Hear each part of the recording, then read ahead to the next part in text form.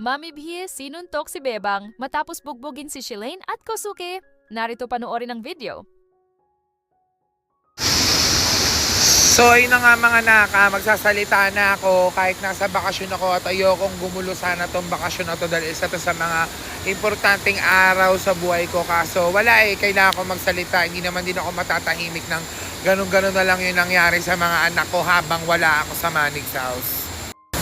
Nalulungkot ako na ewan na hindi ko alam kung ano ba dapat maging reaction ko, pero isa lang masasabi ko. Hindi sa kinakampihan ko si Shilane, pero wag naman sanang ganun yung mangyayari. Kasi ako, kung ako yung nandyan, hindi ko hahayaang humantong sa ganyang sitwasyon yung mga bagay na dapat na hindi naman mangyayari. Na kagaya ng nagkasakitan si Kosuke Kelvin, si Shilane at si Bebang. Alam nyo mga naka, sobrang nalulungkot ako ngayon kasi hindi ko man lang napagtanggol yung mga anak ko. Wala ako dun, tas ganun yung nangyari. At saka bakit hindi wala man lang nag-consult sa akin? Isa sa kinakatampo ko mga naka yung sa handler nila ni Kelvin at ni Bebang ni hindi man lang mag-consult sa akin na dapat bang mag-post sila ng ganyan. Bakit sila nag-post ng ganyan? Tama ba na i-post ng ganyan? Na mag-post ng ganon? Nang ikasisira ng bawat isa? Samantalang napag-usapan naman na namin na dapat hiwalay ang pagbablog sa mga personal na problema dahil yung mga ganyang klase ng problema, hindi naman na dapat yan sinasabi sa social media. Dapat yan inaayos na yan off-cam. Kasi pamilya naman tayo Kaso anong ginagawa nyo? Worst comes to worst, ang sinisira nyo si Shilane. Eto mga naka, hindi sa kinakampi ko, pero kasi nung napanood ko rin yung nomination night, oh my God. Ba't parang yung mga anak ko lang, yung mga nakapartido lang sa akin yung ginaganyan nyo? Sa dami ng pwede nyong tas nagagawa kayo ng issue na sinasabi ni Shilane na ang iboto si Bebang at si Kelvin. Ano yun? Wala namang ganong issue. Tapos, ikaw naman Kelvin, oh my God. Grabe ka magsalita kay Shilane. Hindi mo man lang tinignan yung mga mabubuting nagawa sa'yo yun ng tao. Baka nakakalimutan nyo si Shilane ang nakatulong sa inyo kaya meron kayo mga followers din ngayon. Hindi sikat si Bebang din kung hindi dahil din kay Shilane. Si Shilane ang isa sa mga nagbibigay sa inyo ng kasikatan tas gaganyan-ganyanin nyo lang. Napaka mga ungrateful nyo. Kung makapagsalita kayo na masakit sa tao, di ba? Dapat ba sabihin pa yan Pwede naman natin pag-usapan yan pwede naman kayo mag-open forum Pwede nyo naman kami kausapin, pwede naman kayo mag-approach kay Shilane Pwede naman kayo mag-approach sa akin para pagalitan si Shilane.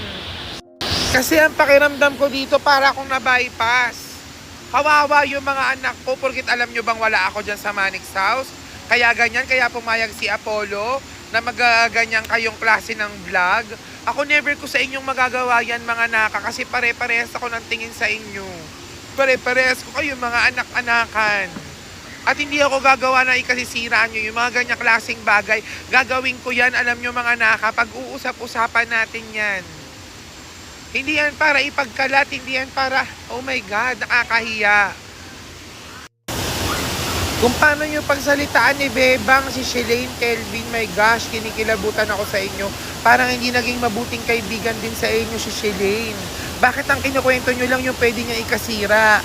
Ba't ang kinukwento nyo lang yung mga masasamang nagawa niya? Never ba niya kayong ginawa ng mabuti? Never niya ba kayong pinakisamahan ng maayos? Ganun ba siya kasama? Kasi mga naka, kung pagbabasihan lang at pagbabasihan natin yung sama ng ugali, Bebang, gusto kong sabihin sa'yo na mas marami nagre-reklamo sa'yo sa Manig's house. Na mas maraming gustong mas mapaalis ka kaysa kay Shilane. Alam mo yan kung anong ginagawa mo. Alam mo kung paano ka namin inintindi. Alam mo kung paano ka inintindi nung panahon na patay ka kay Prince. Kung ano yung mga nagawa mong kahihiyan. Kung ano yung mga ginawa mong kalandian din. Off-cam. May narinig ka bang pinagkalat namin kagaya ng ginagawa nyo ngayon? Di ba kayo nahihiya? Kasi mga naka, kung puro dumi lang ng dumi ni Shilane ang pag-uusapan natin, kaya rin natin pag-uusapan kung ano yung dumi meron kayo. Diba? Pero hindi natin yung gagawin. Bakit? Kasi kailangan nga natin siyang ayusin. Kailangan natin siya ayusin off-cam, hindi na natin ito kailangan palakihin pa. Kasi at the end of the day, kayo magkakasama, tayo ang magkikita, tayo ang magko-content. Di ba, hindi nyo ba naiisip yun mga naka? Nakakasama ng loob, nakakalungkot. Kasi ganyan yung nangyayari sa inyo. Ilang araw pa lang ako nawawala sa Manix House, ganyan yung pwedeng mangyari nang wala ako. Tapos, mapapanood ko parang nagsuntukan si Kelvin at saka si Kosuke. Ba't kayo hahantong sa ganyang klaseng sakitan? Diba? Pag nandyan ako, never kayo nagsakitan ng ganyan. Lagi kayo magmumunti ka na magsusut. Pero never yung ginawa yan sa akin. Magkakapatid kayo. Oh my God. Hindi ko ina-expect na ganyan ang gagawin nyo. Tapos yung ginawa ni Bebang kay Shelane, sobrang parang personal, halos dumugo na yung ilong ni Shelane nung sinampal mo, nung ginawa nung pinisikal mo. Diba? Alam ko hindi yan maiiwasan yung ganyang klase ng ano, pero yung personal kasi nagalit, ganyan yung pwede mangyari, mapipisikal mo yung tao na pwede nyo naman pag-usapan. Anong ginagawa ng mga nakakatanda dyan sa inyo? Anong ginakaya nga kayo may handler para kahit papano may gumagabay sa inyo? Kaso wala, anong silbi ng handler nyo din? Apollo. At sa mga tao naman dyan na mag-uusga sa akin ko, ba't ko ipagtarata, pinagtatanggol si Shelane? Ano naman kung pagtanggol ko si Shelane? Obligasyon kong ipagtanggol si Shelane dahil nanay ako ni Shelane sa Manix House. Ano pa tinatawag nila akong Mami B? Ano pa ako ang handler ng Shelane kung hindi ko sila kayang ipagtanggol? Talagang ipagtatanggol ko sila kahit anong mangyari.